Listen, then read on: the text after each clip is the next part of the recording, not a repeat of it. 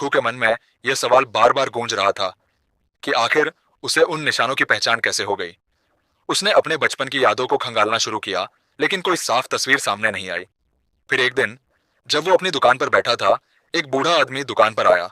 उसकी आंखों में थकान थी, पर उसके चेहरे पर कुछ ऐसा था जो भिखू को परिचित लग रहा था।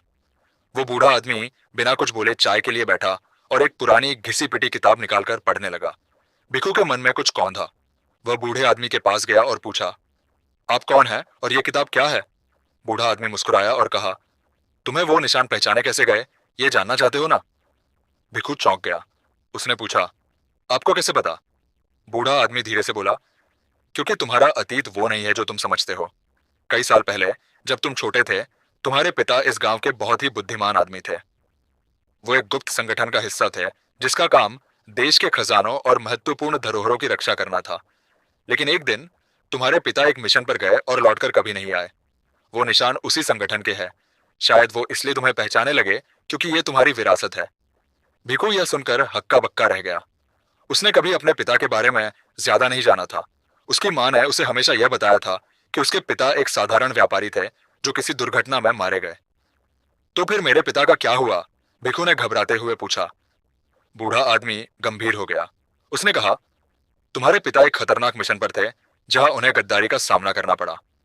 उनके कुछ साथी संगठन के नियमों को तोड़कर खुद के लिए खजाना हथियाना चाहते थे। तुम्हारे पिता ने उन्हें रोकने की कोशिश की, लेकिन वो गायब हो गए और तभी से उस खजाने के पीछे कई लोग लगे हुए हैं। भिखू को अपनी धड़कनों की आवाज साफ सुनाई दे रही थी। क्या मेरे पिता अभी भी जिंदा है? उसने उम्मीद भरी आंखों से पूछा। बूढ़ा आदमी चुप रहा। फिर उसने धीरे से कहा, कौन जाने, पर एक बात तय है, तुम्हें अपने पिता का काम पूरा करना होगा। उन निशानों के पीछे जो लोग हैं वो अब तुम्हारे पीछे भी आ सकते हैं। अगर तुमने सतर्कता नहीं बरती तो वही खतरा तुम्हारे लिए भी हो सकता है।